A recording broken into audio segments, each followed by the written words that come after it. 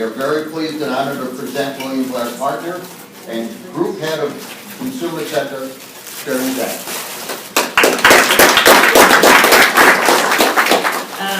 I've been following the consumer space for around 15 years. Previously, I did industrials. Consumer is a lot more fun. I used to say industrials is like watching grass grow. China will be doing someday, that kind of stuff. Whereas the consumer, I believe, is fundamentally irrational, which makes my life very interesting. So, let me see. Oh, I have a type down. So there we go. So this is my coverage list. A lot of restaurants, and then kind of the bottom half, more lifestyle brands, and some leisure, but it's been a lot of fun. I think when I picked up Starbucks, they had maybe 3,000 locations, and now they have 22,000. So some of these are fun to watch grow up. I used to and still do call my small cap stocks emerging large cap, because that's what I believe they're going to be.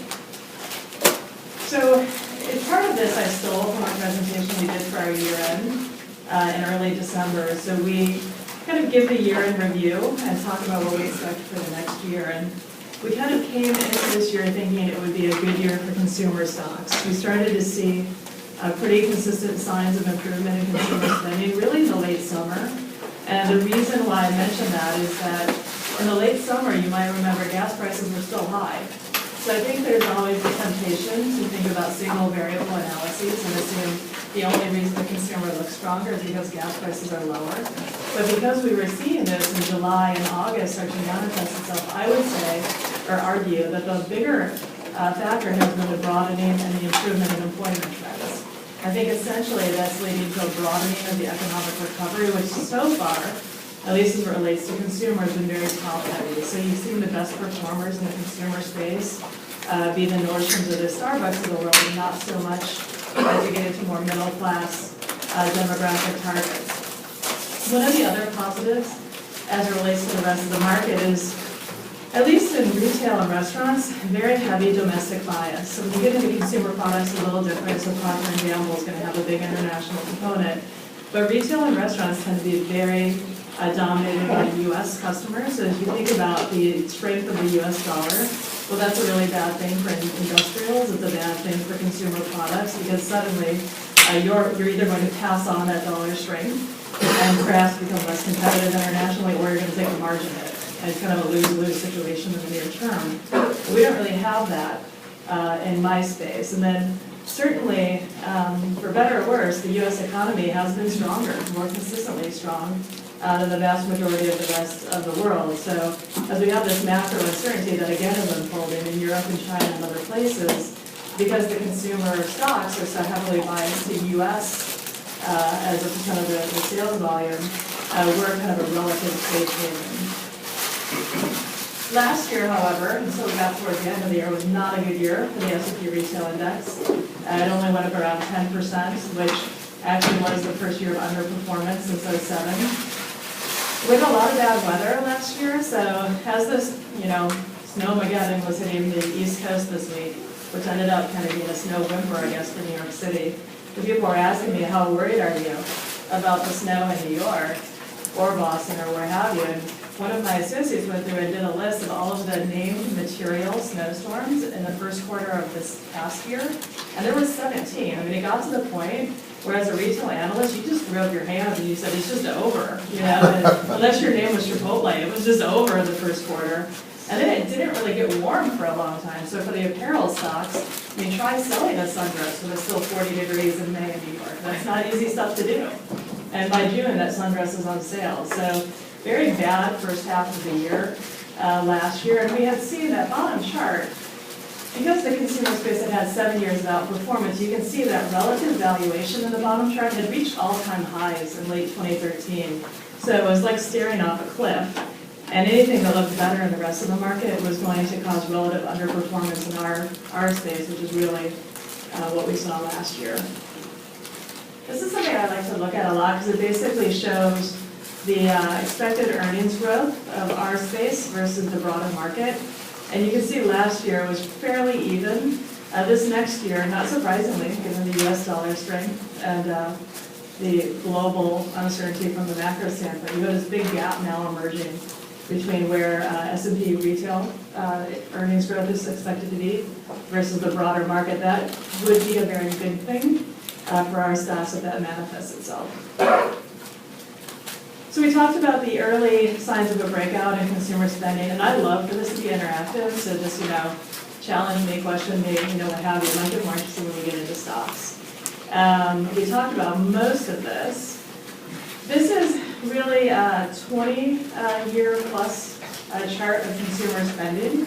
So what you can see is that really from the summer of 12 to the summer of 14, we had a lower than average consumer spending patterns. And this is where I get to the whole consumer being fundamentally irrational. I have no idea why that happens. I don't think anybody really knows why that happened. Well, we were below the 20-year average, and you can see more recently, since the late summer, we've kind of come up to a little bit above the 20-year average in retail sales growth in the U.S. One of my favorite leading indicators are quarter casual dining comps. So casual dining is what we call restaurants that aren't fine dining but involve a waiter. So a great example would be an Applebee's or a Cheesecake Factory, not really Del Frisco's. But casual dining tends to lead retail sales by about 3 months, and it actually leads consumer confidence, which I find fascinating. And I think the reason why casual dining directionally leads is we're all eating. I mean, many of you in the room are eating right now. People need to eat multiple times a day. And dinner is very discretionary. You may be a robot in the morning. You may not even be great live yet at Starbucks in the morning. People do the same thing in the morning. Lunch, people have maybe 5 things they think about every day around their office. But dinner, whether you choose to go out for dinner or to go home for dinner, is a big indication of how good you're feeling. And casual dining skews dinner. And so this is one of the reasons why I think we can actually tell how consumers feel with their stomachs before they know with their heads. And it's a very good leading indicator through the time that I've followed both restaurants and retail. And this actually did start to tick up in July and August, which made me very calm about the Christmas season. And we had actually a pretty good Christmas, so worked out okay. This is my richer getting richer slide. So probably doesn't surprise anybody, but you can see these are quintiles of income. You can see the top 20% make up over half of household income now in the U.S. The reason why I point this out is we spend a lot of time, I think, as retail analysts worrying about the bottom 20% or the bottom 40%. Kind of by definition, that segment is challenged, and they don't make up a lot of retail sales. I think we've seen that top 20% be pretty good, really, since the spring of '09. Where I think we're starting to see some improvement is kind of in those middle 2 lines, which would be a nice broadening. But, make no mistake, if you're in the bottom quintile, by definition, challenge. Employment, so we've seen an acceleration in the employment growth. October's growth was actually the best since 2000. This coupled with rising minimum wages and declining gas prices means that there's more money in the wallet for discretionary spend. Gasoline prices, look at that chart. I follow the cruise space, and literally I could redo my cruise models every day based on what oil prices are. It's kind of amazing. But I actually had a client tell me about a year ago that oil was going to fall under $50 per barrel, and he had some sort of, now I can't remember who he is, because I kind of want to give him all my money, but he had this theory, and I just thought, this guy's crazy. I've never talked to him before. He's talking about systemically oil under $50 a barrel. I think my answer was, but that'll be good for the cruise stocks.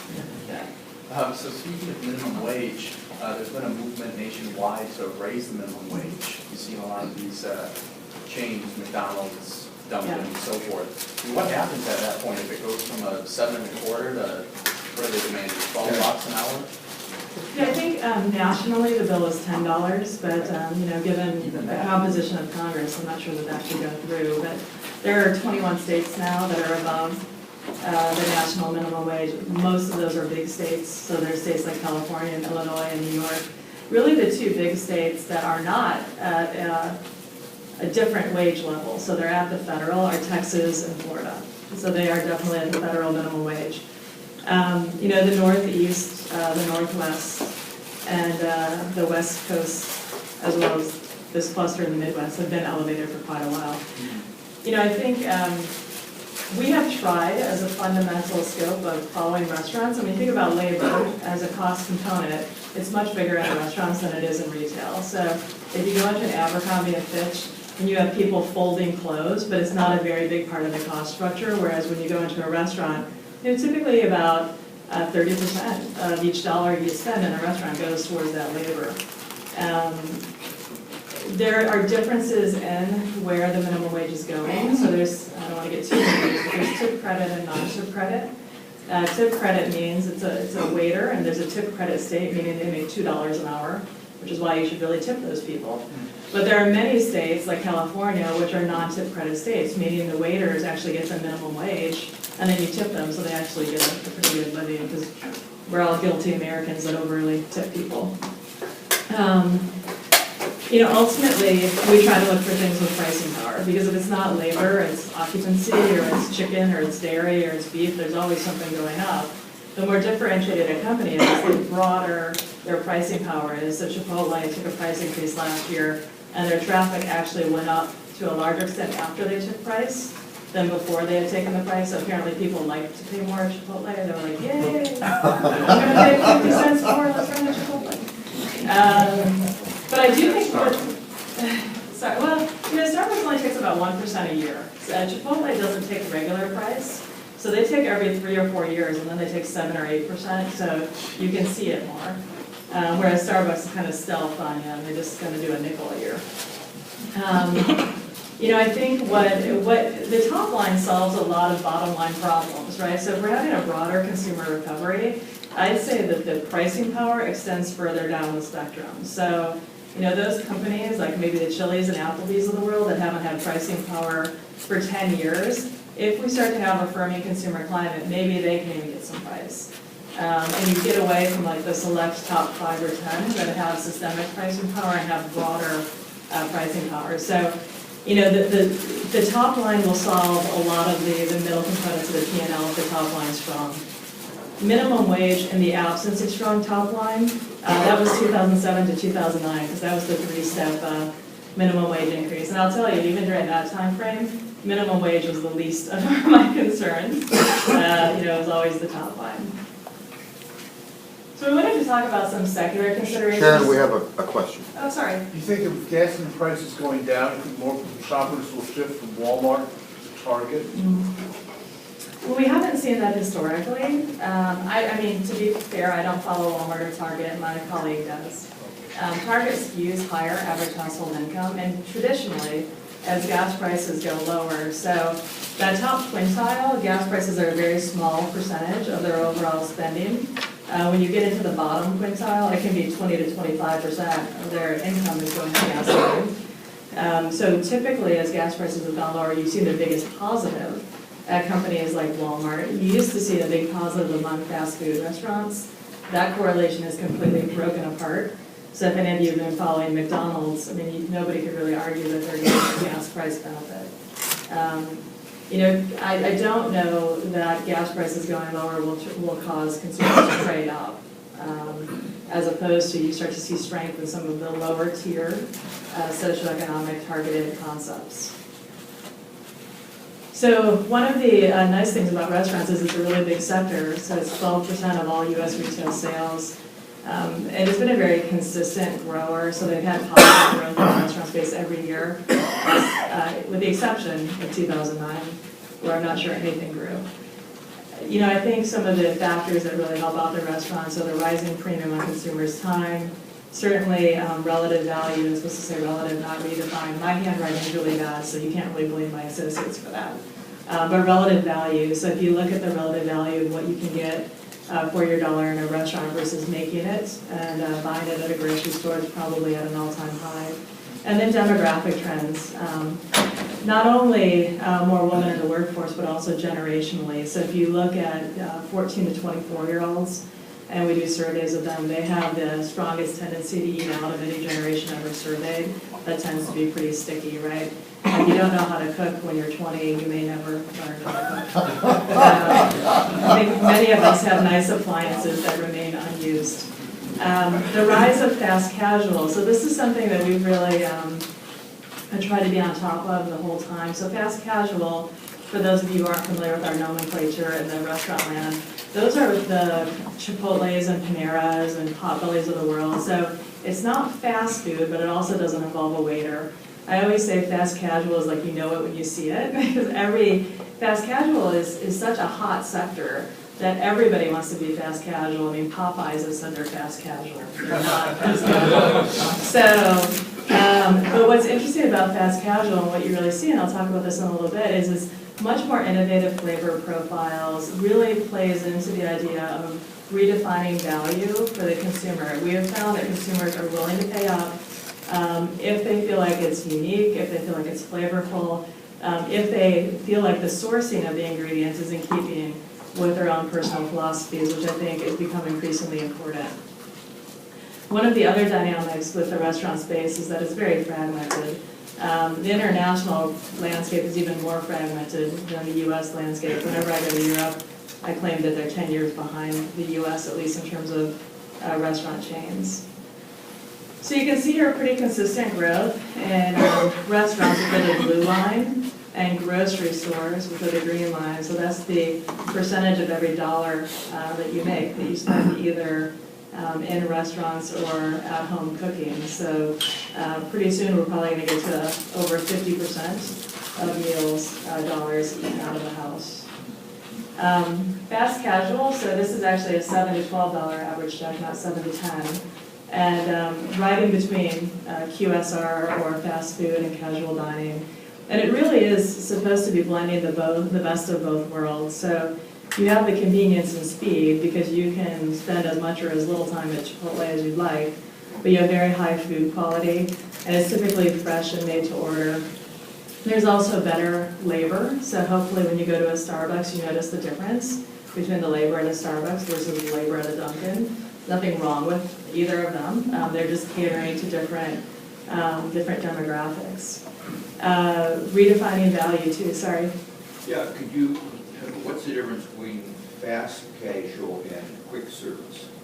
So quick service typically has a drive-through. That's probably the biggest difference. So that doesn't mean that there aren't some fast casuals that have drive-throughs. So there are some Starbucks that have drive-throughs. There are some Paneras that have drive-through. But in traditional fast food, nobody really wants to eat inside. So 80% goes through the drive-through. And that's when you talk about McDonald's and you talk about the conundrum there, and they had expanded their menu quite a bit, and they got slower. And when you're in a drive-through queue, your patience to get through that queue is just really low. And I don't think anybody gives McDonald's more than 30 seconds before they go ballistic because they haven't gotten their food. Whereas if you got your coffee in 30 seconds at Starbucks, you'd probably do a cartwheel of joy. So, you know, the drive-through is probably the biggest difference in the way that consumers utilize it, and much more utilitarian decor, usually minimum wage labor. And that's why most people don't want to eat inside, right? So you're just going through the drive-through. It's really a pit stop rather than a dining experience. We also think that the advent of fast casual over the past 10 to 15 years has actually made casual dining probably secularly impaired. We haven't seen full-service dining grow in over 10 years. So if you look at limited service, which would include fast food as well as fast casual, and then anything with a waiter, just broke the segments out. Anything with a waiter has been flat for 10 years. So I think at first people thought that was.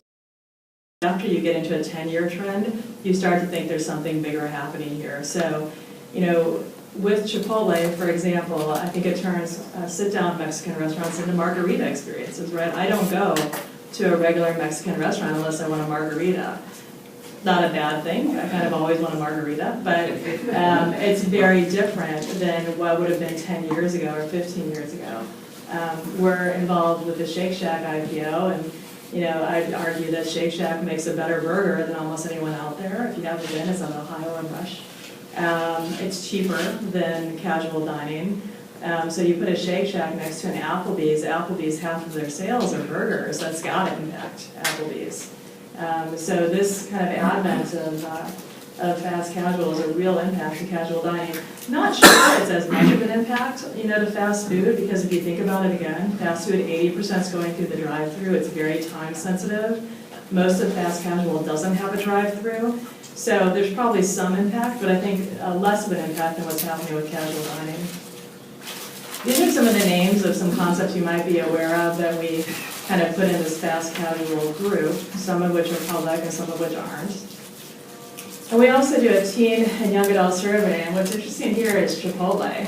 Chipotle is kind of starting to become very dominant on this survey, and McDonald's just keeps falling every year and what their favored restaurants are. And you've heard some of this in the media, right? By the time it makes the Wall Street Journal, everyone on Wall Street already knows it. But Chipotle, if you look at, particularly among males, they outrank Buffalo Wild Wings 2-1, as the most favored restaurant. This is kind of the biggest lead we've ever seen for the #1 restaurant among this cohort.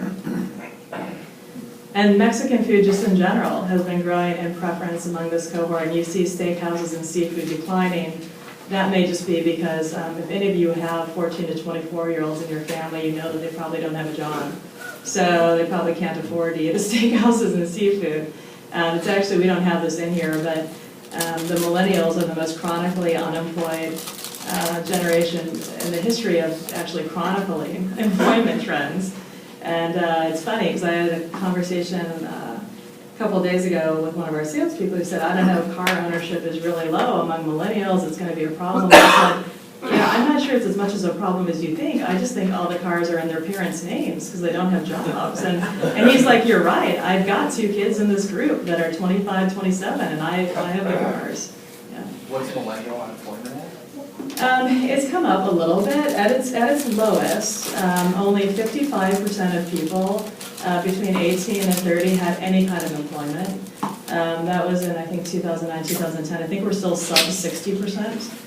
And that's any kind of job. I mean, it doesn't mean that you have a great job. It just means you have something. When does the millennial range actually start?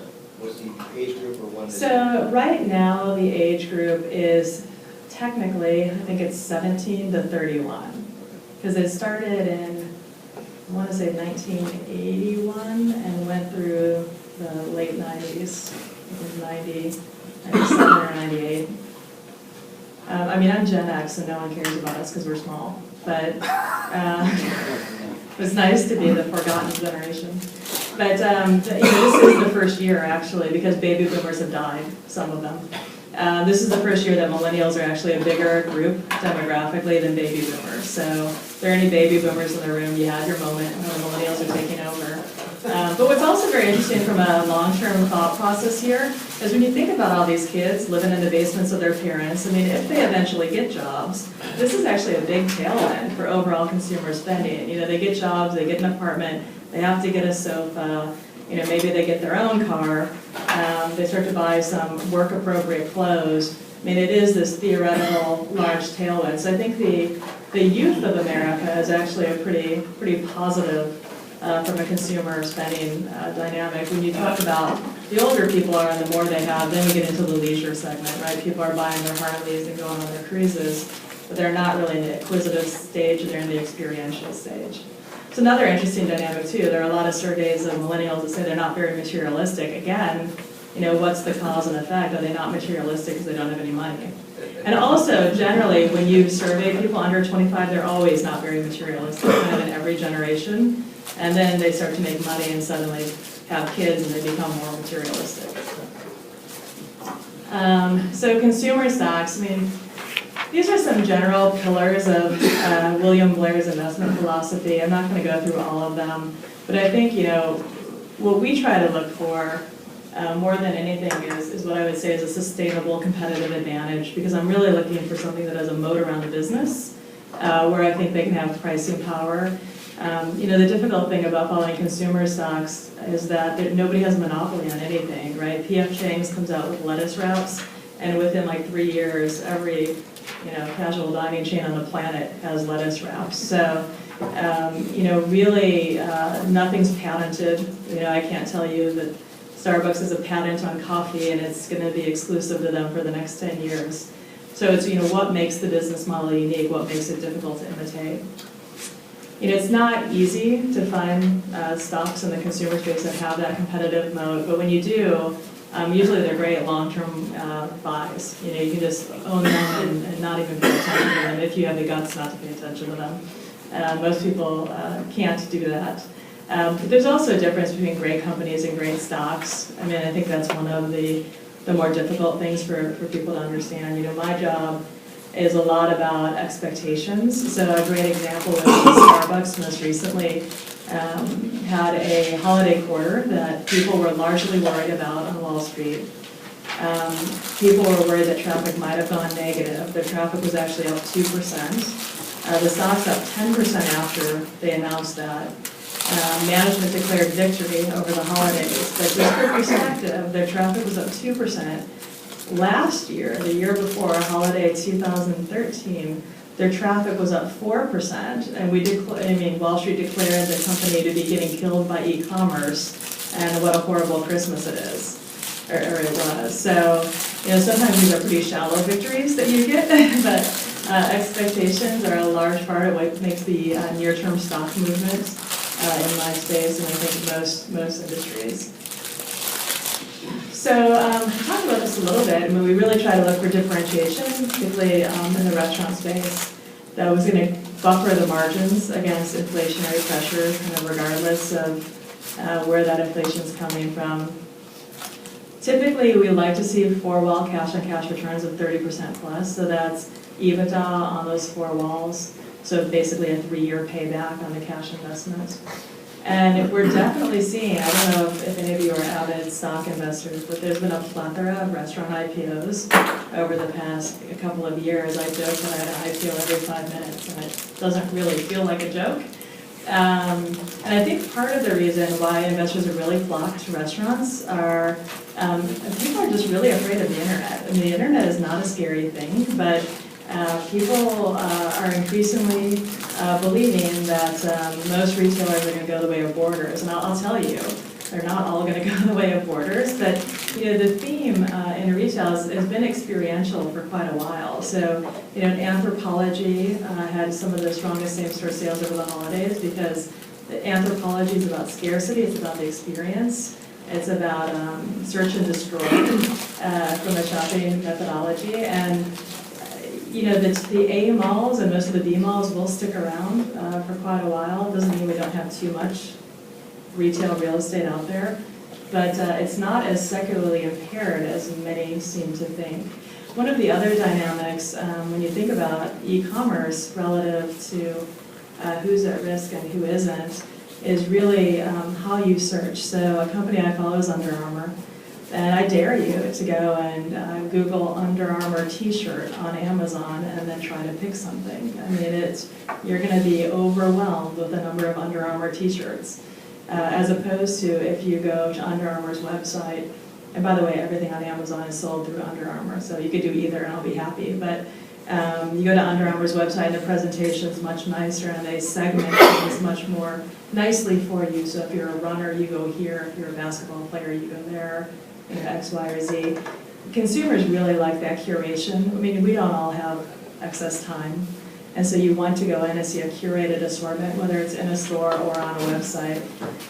It's different if you're looking, you know, I get my cat food online because I don't want to go to PetSmart. And if they're dumb enough to ship me my cat food for free, you know, God bless them. So things like that where you really don't enjoy the shopping experience, completely different than those where you really need somebody to do the editing for you, or it's actually an experience you enjoy. For example, I really like Neiman Marcus, so I would definitely still shop there. So, strengths and weaknesses of the restaurant space, really good long-term growth in the restaurant space, very competitively fragmented. I mean, the weaknesses are pretty obvious here, low barriers to entry. It's difficult to create meaningful differentiation, and there's economic sensitivity, although if you look at the bottom chart here, you can see 10-year CAGR on restaurants is basically better than any other consumer sector, which probably I don't talk about enough, but the standard deviation can be a little bit higher. So what brands do I think have these sustainable competitive advantages? So let's talk about Chipotle, because what they've done has been really remarkable. They are founded by a chef, you know, and we have this kind of theme now of chefs that kind of created this one-off thing. So Steve Ells, who created Chipotle, he's a Culinary Institute of America grad. He opened Chipotle because he wanted to open a real restaurant, but he needed some money.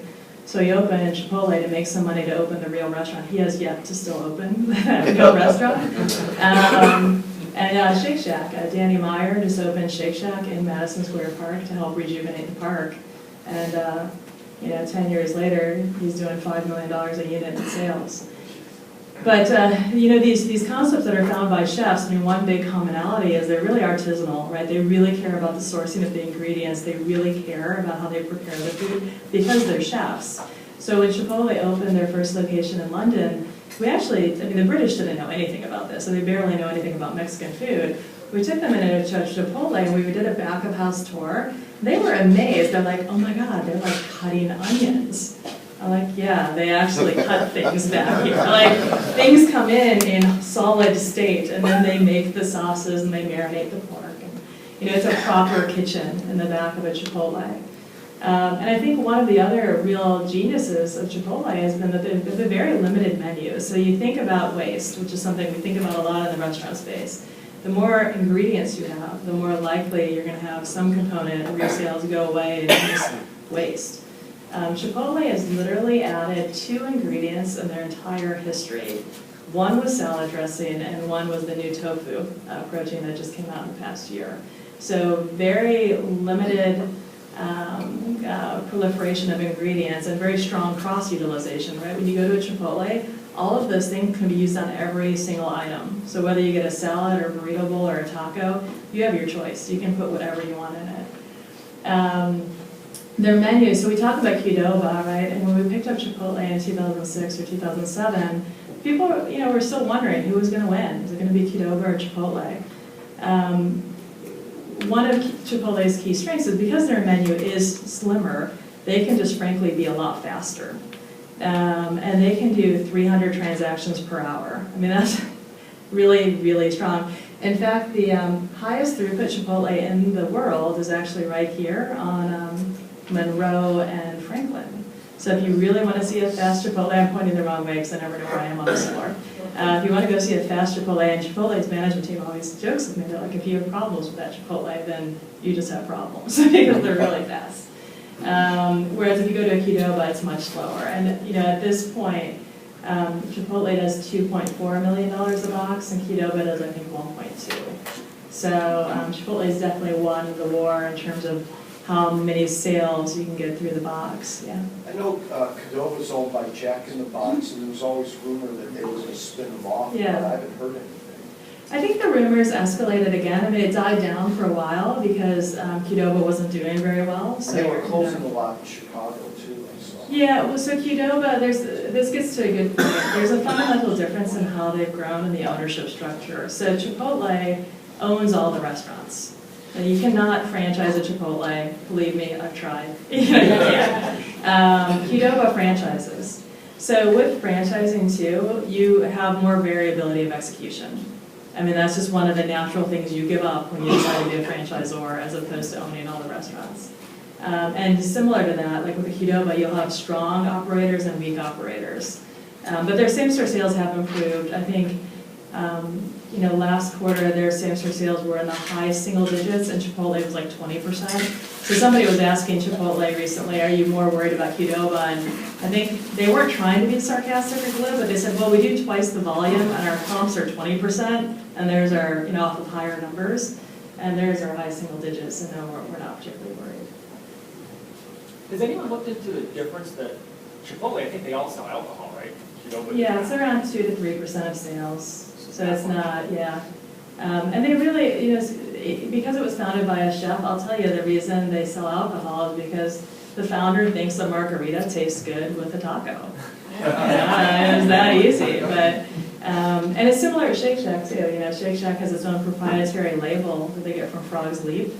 It's 2 to 3% of sales. So it's a nice if you want to, but it's not like in France where everybody drinks wine at McDonald's. And that's a big driver for them. Real quickly, what was McDonald's involvement in Chipotle? And are they kicking themselves now that they sold their share? So McDonald's owned Chipotle, or they had a majority ownership of Chipotle from like the late 90s to 2005-ish. So the founder sold majority interest to Chipotle, to McDonald's. McDonald's really helped incubate the concept. So there's a lot of pain in the early innings. I don't know if any of you have ever tried to open a restaurant, but there's a lot of volatility in the early innings of restaurant development. And that's something, by the way, Wall Street's going to have to get used to as these younger and younger companies go public, that you're going to see everything, every quarter. There's no room to hide.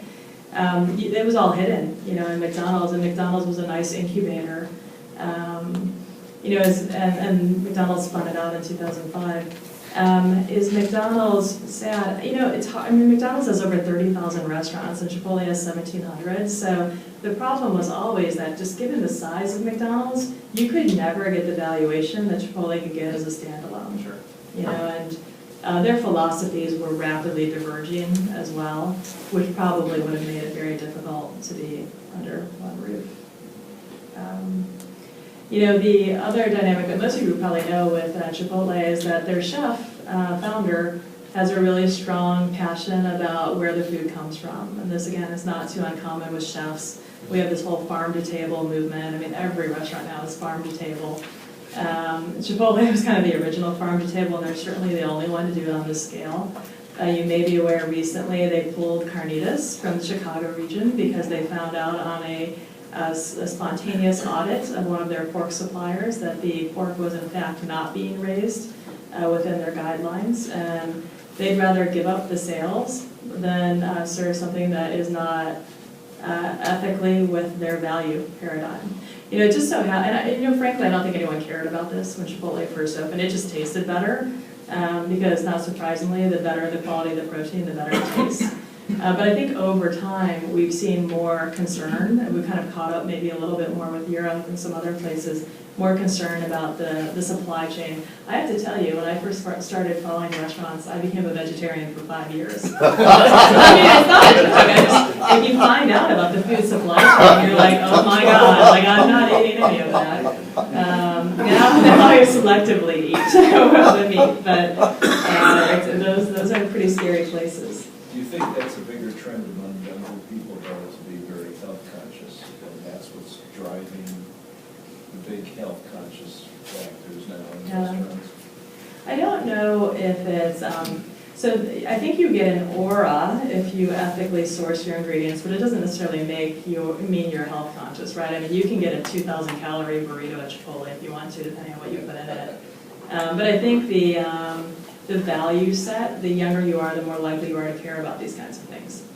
And also people with children. There's more concern over, are you giving your kid milk that has hormones in it, and what does that do? And so all of this kind of plays into, I think, that aspect. And once you have that concern, it's probably not going to go away.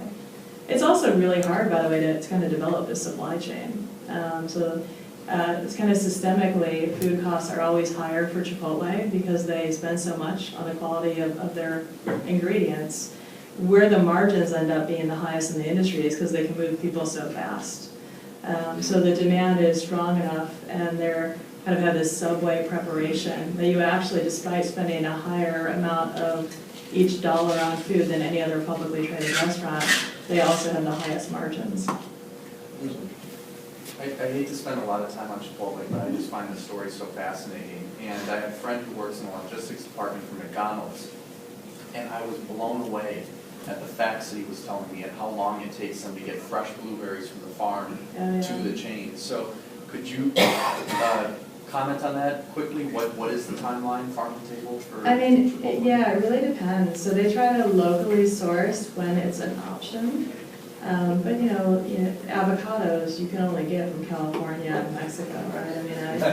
I've yet to see an avocado tree in Chicago. So it really depends on what you're talking about. Right. Proteins are much more regional. Yeah. They tend not to keep a lot on hand, so they probably keep 2 or 3 days of ingredients on hand max. But the length it's coming from will depend seasonally, so they also source produce seasonally. In California, all of this becomes really easy because everything grows all year in California. But in Chicago, it's much more seasonal, so. But the logistics are definitely challenging. So this is what I was talking about with the restaurant level margins. So despite Chipotle having the highest food costs in publicly traded restaurants, they actually have the highest restaurant level margins as well. And you know, frankly, if they stopped growing, because they are still growing at a really rapid pace, so they're growing about 12% a year, and there's inefficiencies with growth. If they stopped growing, that margin would probably be north of 30%. So very, very strong restaurant level margins. And they're, you know, as I mentioned, they're still growing. So they have around 1,700 locations today. I think most of us assume they can have 4,000 in the US. I mean, when you see a company that's comping 20%, where new unit productivity is at all-time highs, and you see the generational skew that we were talking about, it's kind of, if Chipotle messes up, it's probably because they mess up. I don't think it's going to be an external force. They have a handful of locations internationally, close to 20 now, in Canada and Europe. And Europe's been really fascinating because outside of the Americas, it's been really unproven whether anybody else likes Mexican food. So it's not like taking coffee somewhere where you know most people drink coffee. I'd say particularly in Paris has probably been the most encouraging market from my perspective because I know the French don't eat Mexican food, but the Paris locations, the two they have, are off to a really good start. And I think it kind of goes to that whole, you know, do Europeans not eat Mexican food because they haven't had good Mexican food? Or do they just not like Mexican food? It's the chicken and egg, but I'm going to bet on the fact that they just haven't had it yet, and they're going to like it. They also have two other concepts. So one of the common questions I get is, what is the next Chipotle? And I would challenge that perhaps Chipotle is the next Chipotle, particularly since they're comping stronger than everyone else that's much younger. But they have two other concepts which you may or may not have been to. Shop House, which is Pan-Asian, or Southeast Asian. It's only in DC and the LA region, although they are going to open somewhere that's not a coast. This year, they haven't announced where. And then Pizzeria Locale, which I'm actually really excited by. They're only in Denver right now with one location. They're going to start to expand that. I'm sure most of you have heard of the Blazes of the world and all these kind of fast casual pizza places. I think what's so interesting about fast casual pizza is you can really decommoditize pizza. So when I think of pizza, I think of, you know, I have a bunch of people over, we need something to eat. I would never get pizza if it was just me. I mean, I don't think of it as a single person meal. So being able to decommoditize and have a pizza option that's single serving, that's artisanal, that's done really quickly. You know, it's going to be, I think, like the Better Burger place where you'll have a lot of people slugging it out, but I don't feel like Chipotle is in a rush, but they have a very good product. And again, are using that supply chain that is very unique to them. They have one in Chicago called Blaze. It's a chain that does the custom pizza. Right, and Blaze is franchised. Yeah. They do very well. Very different though. So when if there was a Pizzeria Locale here, you would see that the ingredients are, I guess I would say more artisanal. They're definitely organic and locally raised. And kind of all of the hallmarks of Chipotle just kind of apply to the different cuisine. And pizza, what's nice about it is everyone understands it, right? So Shop House is great. It's Southeast Asian, but you know, the level of understanding of different curries really is dramatically different depending on who you talk to. So I took a bunch of clients out to one in Santa Monica, and I had this guy across from me. They have little peppers, you know, by the ingredients, but it's just like Chipotle. You can make it as much as you want. Or customize it how you want. But what I think people don't realize is that has 2 peppers and that has 1 and that has 3, and you put them all together, it kind of exponentially increases the spiciness. So I had this client across from me, he's literally crying, like going, this is the best thing I've ever had, and I'm like, can we get another ginger ale? Because I think it's going to explode. So yeah, Shop House is definitely... Sharon, a question before you move to CarMax. Back you had Chipotle Best in Class by margin, and I noticed that a restaurant that's here in Chicago a great deal, Cozy, has margins of 1.5. Yeah. Why? Are they going to be staying in business? Well, they have a new CEO. Janice just invested in them. I think the stock's like $1.50 or $2. Cozy, so when you talk about the differences between a Cozy and a Chipotle, I mean, Cozy has a very broad menu that's very difficult to execute. And, every 3 or 4 months, I kind of forget what the experience is like as a customer. Because the food I actually think is pretty good. I think most people like the food. And 3 or 4 months, you forget the last time you were there, and you go in and you order, and then you get in that pit where you're waiting for the food, and it takes forever, and you realize this is why I don't come to Cozy very often. I mean, they have a very different and difficult labor system, and it results in above average labor costs. It results in lower sales too, because the consumer gets frustrated, and then you have higher waste because they introduce things that have no or less common ingredients than, say, for a Chipotle. So I don't know, I mean, Cozy's never been profitable. They just did another rights offering to raise more money to stay in business. But I will say too, if any of you work with restaurants, it takes a long time for a restaurant to die. It's a very slow process. Steak and Ale, I think, their last customer came in 10 years before they went bankrupt. So these are not tech companies. They die very slowly. How do you think Darden will be without Red Lobster now? Is it margin up or down? Yeah, I mean, I don't spend any time on Darden. And the reason I don't is I made a decision very early on that they were serial destroyers of return on capital, and my time is better spent elsewhere. And that's one of the nice things. If you go back to my list, I mean, something that I've been able to do at Blair is really have a curated list. So similar to Oprah's book club, I call it Sharon's stock club, right? So I try to follow the best companies so you don't get distracted by the bad companies. So if I had followed Darden last year with all of the drama, I would have had to spend a significant amount of time on it. I might have missed some of the other things that were happening with the stronger growth companies. And sometimes my life is like being a kindergarten teacher. You try to have the good kids and get the bad kids, don't get them in your class. So, yeah. Sorry, you guys are both together. So. Potbellies, what do you think of them for the future? I mean, I think Potbellies, they've had a rough time as a public company. Their timing, in retrospect, was just horrible. I mean, they went public in September of 2013. In October, the federal government shut down, and they had like 25% of their locations in DC. And so that's not easy. If people aren't going to work, they're not going to lunch at Potbelly, probably.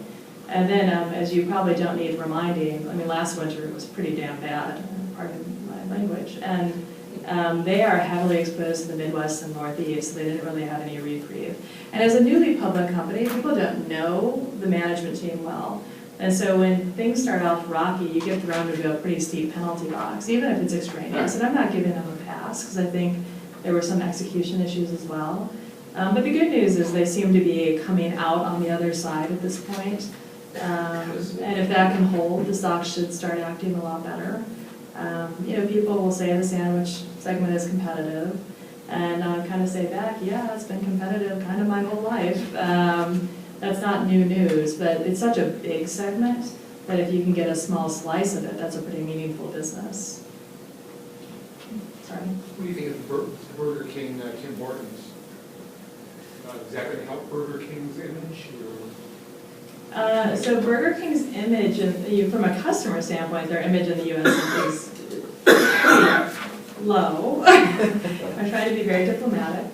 They have a very uniquely kind of disgruntled franchisee group that you can kind of feel when you go into the restaurants. They've also introduced a lot of menu items. So from a franchisee standpoint, that's just very hard to execute. And I think Wall Street likes Burger King because of the balance sheet. And so they have abilities to do some financial engineering on their balance sheet and unlock some value which props up the stock. Tim Hortons has not really had much success coming south of Canada. And there's this thing called Dunkin' in the U.S. that's kind of like Tim Hortons, but in the U.S. they're very similar concepts. So I don't think a lot about Burger King.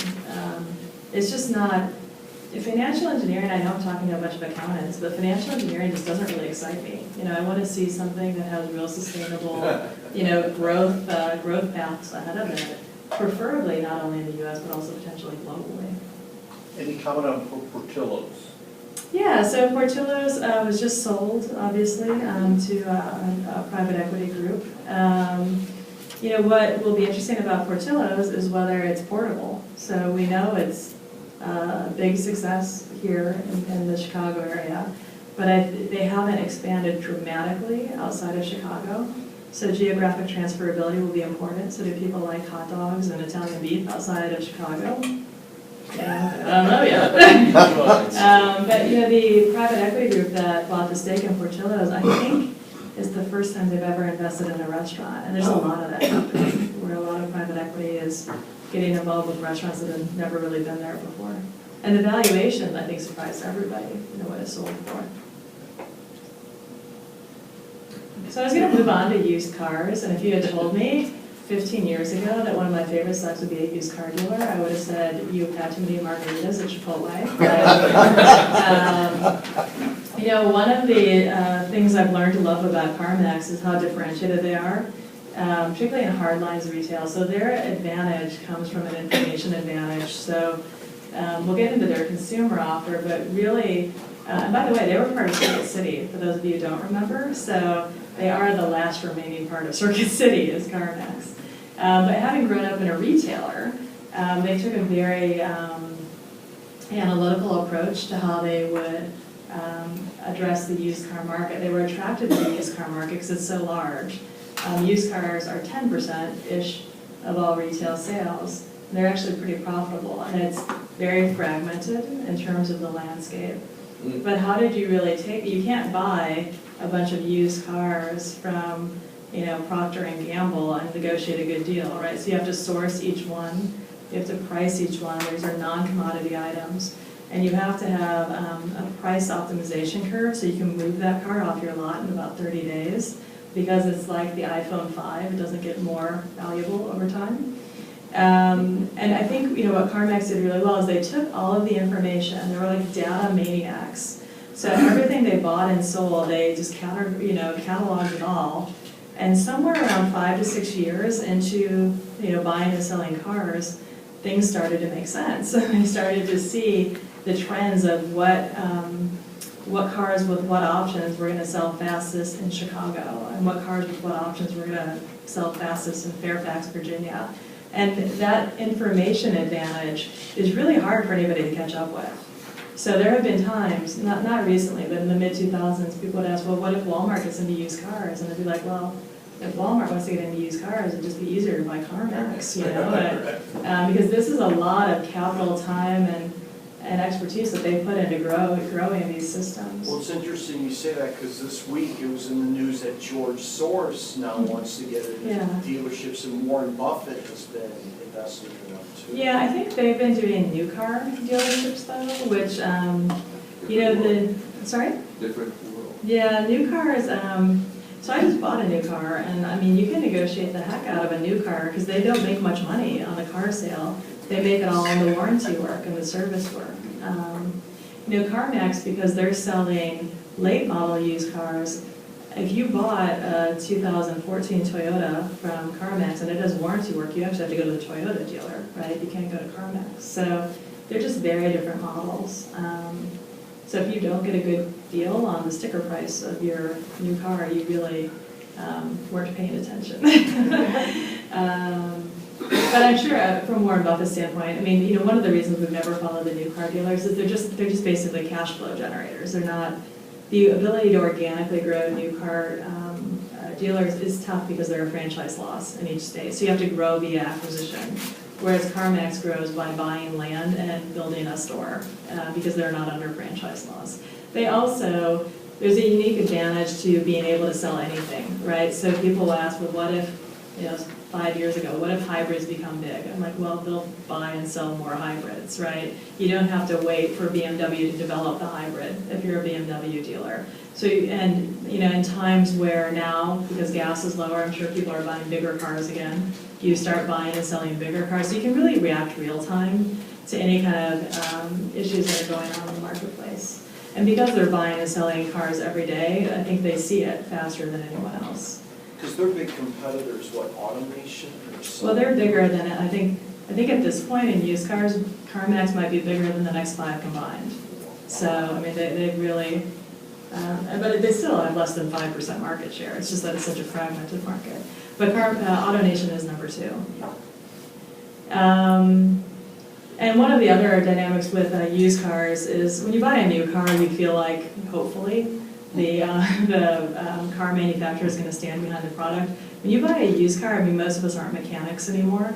I mean, that car could have been in Hurricane Katrina and just painted, right? I mean, you have no idea. So having peace of mind in the used car market, I think that's a huge competitive advantage for CarMax because they do have a brand, they have a quality guarantee, and they stand behind the product. The other dynamic here is e-commerce, right? So in hard lines particularly, that's probably where e-commerce threat is the highest.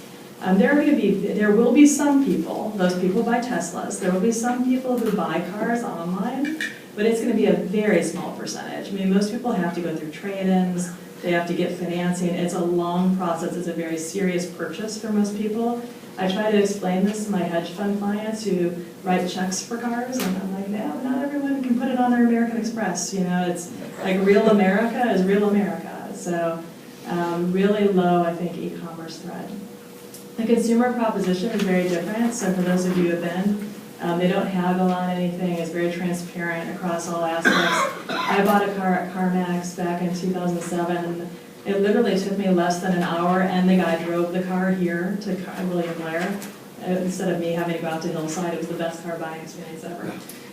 This last car I bought, which was a new car, it was like an all-day experience. Like I had to go to Panera and get lunch. They're like, it's still going to take a while. I was like, oh my gosh, what's going on? So very fast, very transparent. I mean, the financing is separate from the trade-in, separate from the price of the car. How competitive are they? Are they right there with a lot of? No, so originally when they came out, they kind of thought they had to be the Walmart of used cars, but then they realized, first of all, it's a non-commodity item. So if you want a yellow Porsche Boxster with less than 5,000 miles, you have a limited subset where you can get that. So having the right inventory is probably 90% of the battle.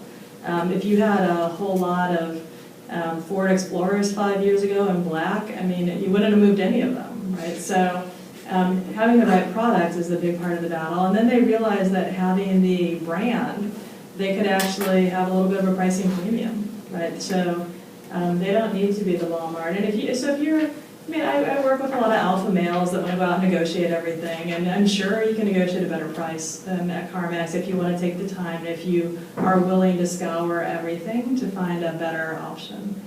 What's their warranty like? That makes peace of mind a big factor in increasing prices. So they have a 30-day unconditional warranty, but most of the cars are under 4 years old, so they're still under manufacturer warranty. So they're not selling 10-year-old cars. And the average price point is around 20 grand, I think, right now for them. We just bought our second car, and it's like a live testimony. Yeah. Everything you said, the guy didn't drive it to the house because we actually needed to decide, but we did have a very good experience. Yeah. The thing is, the age of the car is newer, but the controls seem to be on the price. So they basically weren't selling anything. You can see this on the internet. They're not selling anything under 10 grand. It's at hard. least at the one we were at. Yeah, it's hard. Well, so there's been a rapid increase in used car prices generally since 2009. So in 2009, I think their average selling price was like $16,000. So I mean, it's a supply-demand market, and the market's gone higher. And I asked about the fixed commission thing, whether it was really true. The guy goes, well, kind of, but not really. Well, so it depends what tier they're in. So they have something called the President's Club, which are their top producers, and it's always a fixed dollar per car. So traditional car dealers get paid on gross profit per car. So every car dealer worth their salt knows what the highest gross profit per car items are on the lot. And so they'll try to steer you to that because they'll make more money off of that. CarMax, all of them get the same dollars no matter what car you buy, but they're different tiers. So they do reward their top sellers with a higher dollar per car. It's called the President's Circle. And there are also, if somebody takes on some of the accessories, there's a commission on that, but it's all fixed. as opposed to gross profit base. I mean, a CarMax salesperson has no idea what the gross profit is on that car. I mean, they just don't know. They don't have the information. You mean they get a commission on accessories that are added to? Yeah, so if you got a satellite radio, they could get a commission on that. I mean, it would not be that much because satellite radios don't cost that much, but. I mean, if you've been to a CarMax, and there are plenty in this area, you can, I mean, the lots are really big. So you can see there's a lot of cars. What's become increasingly important is that the 12,000 cars on CarMax.com is way outdated. They actually have, I think, over 50,000 cars on CarMax.com now. And they'll transfer anything within a certain radius for free. And then if it's over a certain radius, it's really just the cost of moving the car. And by the way, that's another reason why I don't worry a lot about e-commerce, because it's pretty expensive. It's not like shipping Campbell's soup. It's expensive to ship a car. So you have to really be sure you want that and you're willing to pay for it. They've been transferring a car, like, I think within 250 miles. Yeah, the greater Chicago area. So basically everything between here and in Kenosha, but if you did like Indianapolis, I think it's like a couple $100 to ship it. And I think the highest shipment, the maximum, if you went coast to coast, I think is $750 or $800. Is it shipped or is it driven? It's shipped. They put it on trucks. Yeah. Yeah, because I mean, obviously, if you ask me, the number one determinant of car price is mileage, mileage, and mileage. You know, it has nothing else. So this kind of goes through. They used to have this iceberg slide, and I think all of the challenges for CarMax, it's like an iceberg. You see the tip of it, but all of the secret sauce is underneath the water. I think sourcing the cars is one of their big advantages, so they'll buy anyone's car.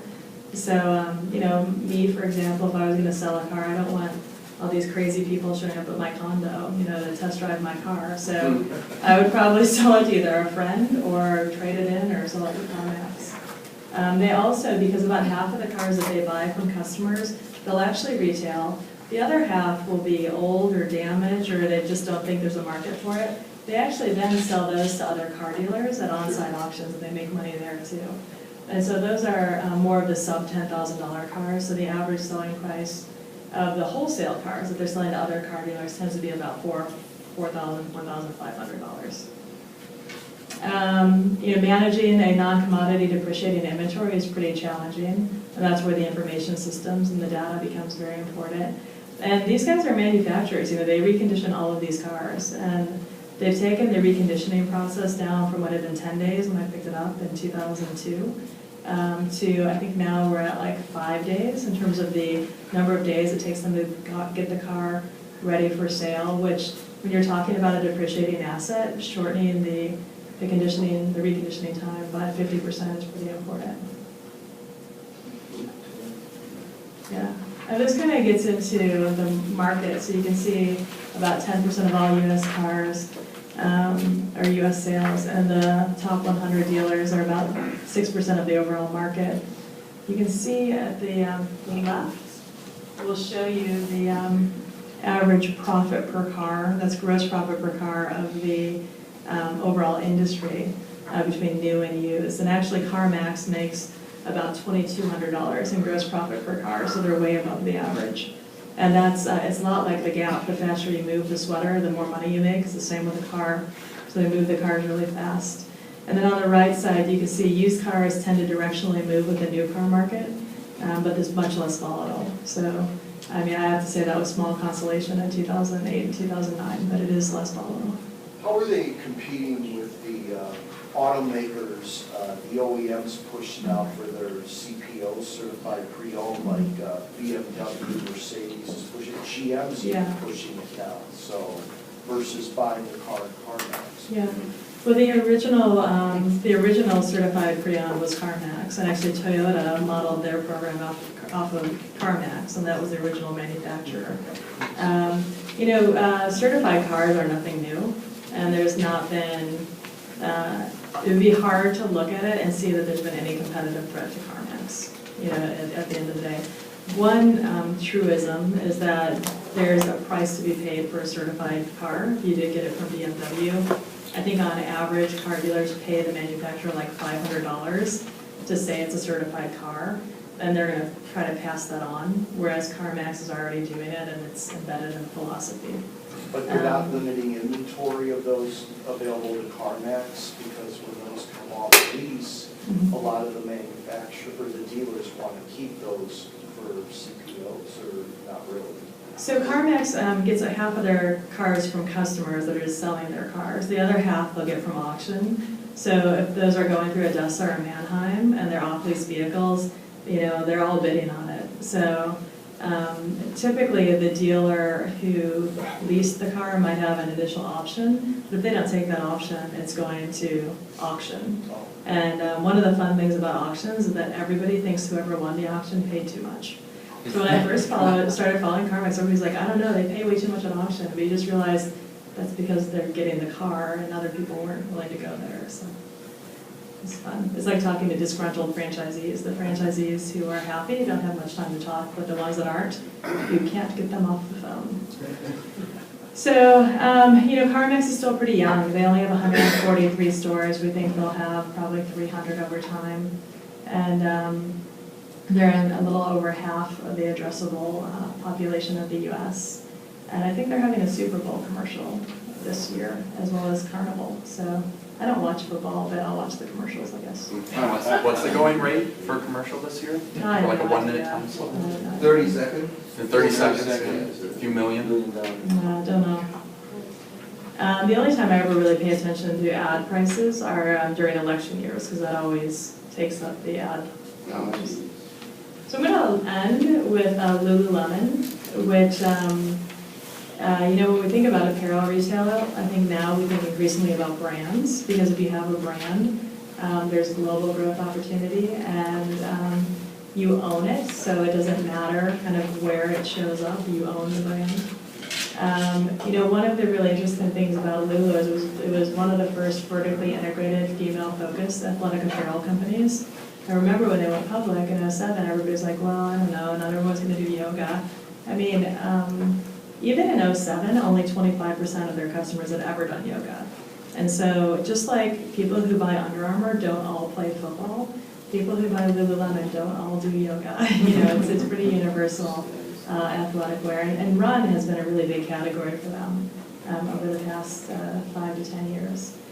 They do have a very flattering fit, so this is something that, now it seems ubiquitous, right? All these women have all these black yoga pants, but the dynamic that Lulu brought to the market was you can actually look good while you're working out. And they brought this more flattering fit, and they have real-time feedback from brand ambassadors, which, I follow Under Armour too, and I will tell their founder, Kevin Plank, Lindsey Vonn's problems are probably not my problems, right? So they're getting feedback from these professional athletes, whereas Lululemon's getting feedback from normal people. And having this very flattering fit and some fashion elements really played into them starting to evolve into one of the highest productivity retailers in the U.S. So function is kind of a given, right? If you're going to sell athletic wear, it has to be functional.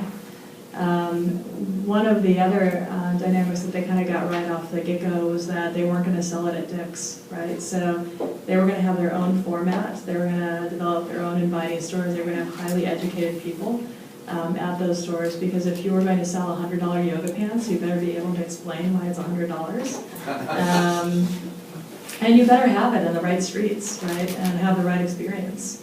And this is something where, on the Converse side with Under Armour, they started to open their own stores, because it is very hard, at Dick's Sporting Goods or Sports Authority, to have good product placement for more aspirational athletic apparel.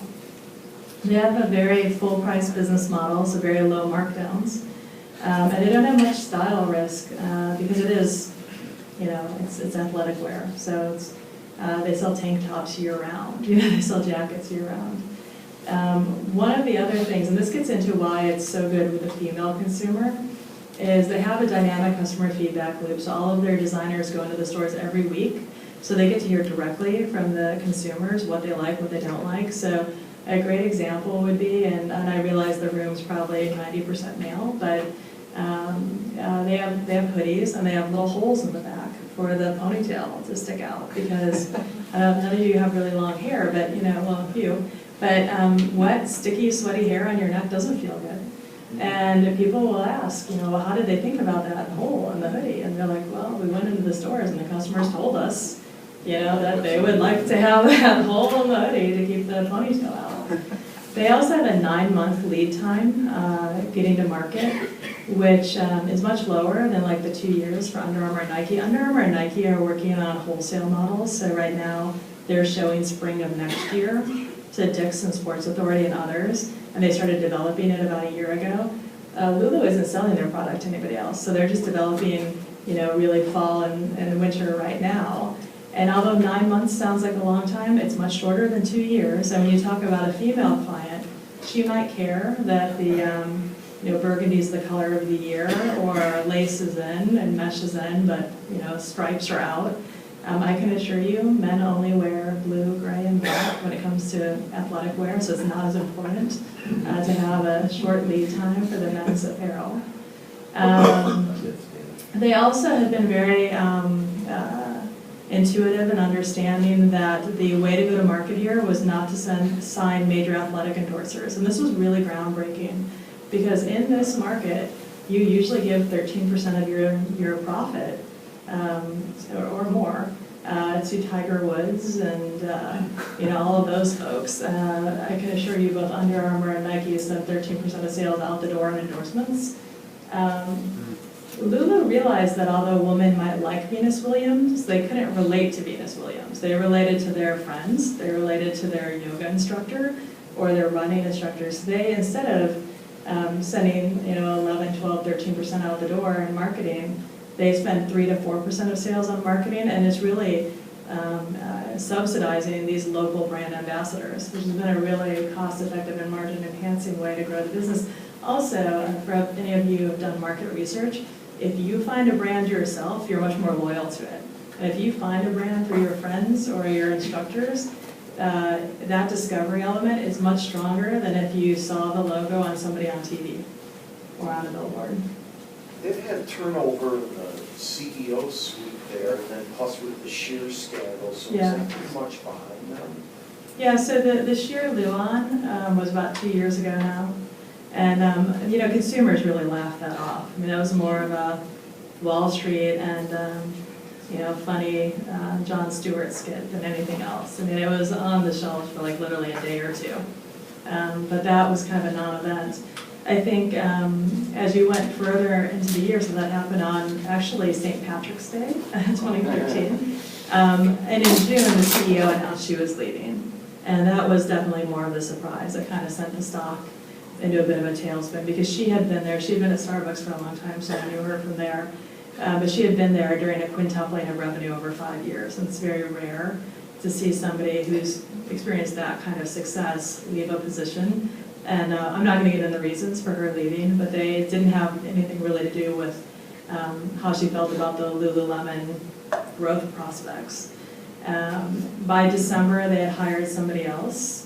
And it took him some time, to get acclimated. But what's interesting is that even though Lulu had some self-inflicted problems over the past 18 months, we've started to come out the other end. And so there's been a lot of conversation as to competition, right? So I follow Starbucks, and maybe I'm just not as alarmed about competition as other people. I think there are brands that build a market. I think Starbucks built the specialty coffee market. I would argue Lululemon has built the aspirational athletic female apparel market.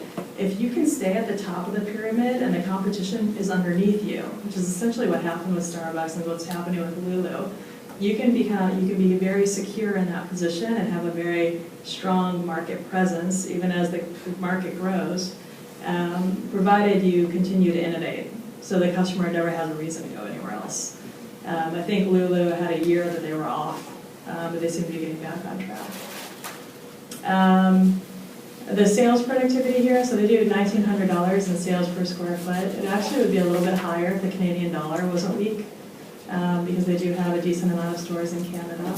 It's actually one of maybe the only Canadian retailers that's come to the U.S. successfully. I can't think of another one, but doesn't mean there won't be more. And this is what I was talking about. So that bottom chart are their same store sales, and you can see kind of this challenge that they had late in 13 into early 14, and then they've already pre-announced their holiday sales and kind of coming back very, very quickly. They have around 290 stores today, less than 200 in the US actually. The average store age in the US I think is only 5.5 years old. When we do brand studies, there's still a lot of people who have never heard of Lululemon. And they've been in Australia for a long time. They were founded in Canada, but they've just started to go into other countries. So they've opened in London, and actually are above plan, and they've opened in Singapore as well. So we're kind of in the early innings of, I guess, what would hope to be global conquest. And they have a very easy model internationally because it's basically the same, like they think we're international, right, because they're Canadian. And certainly Australia is a different continent, so we have to say that's international. They're just going to do the same thing they've done everywhere else in other markets. And they go into markets, they actually have something they call showrooms. So they open a B-site location and they start to incubate the market with educators and people out there building brand awareness. And then about a year later, they build a high street location. So by the time they're paying the high rents, they actually have customers and brand awareness. It's a very smart way to go to Because you market. mentioned about the weak Canadian dollar, are they doing all their manufacturing in Canada and then exporting it, or in these new locations, are they putting in manufacturing facilities? No, so because it's athletic, pretty much everything's made in Asia. So anything that's technical is going to be made in Asia. So it's a lot of China and Vietnam, but they buy it all in US dollars. So, that's really the element, buying in dollars, but having, a third of your sales in Canada. How they come up with the name? So I'm going to paraphrase the founder. So he thinks that L's are really, he was working with a Japanese entity that was going to franchise in Japan, and L's are really hard to say in Japanese. And so he just thought it was kind of like amusing to hear somebody try to say Lululemon. That's kind of the story. He's a really weird guy, but that's how it kind of came up. I think he said it's like Lululemon. But yeah, happy to take any questions on anything. Hopefully I stayed within the time. Actually, right under the line. And now you gave me bragging rights to my sister that I spoke to a room full of CPAs. Well, you got it on video and proof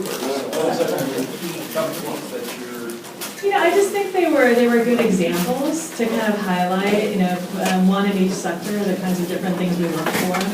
It would be easy to sit up here and talk about Starbucks because I followed them for 15 years, but just wanted to kind of give a little framework of 3 different companies where there's interesting long-term dynamics. You still have Starbucks as a buy. Yeah.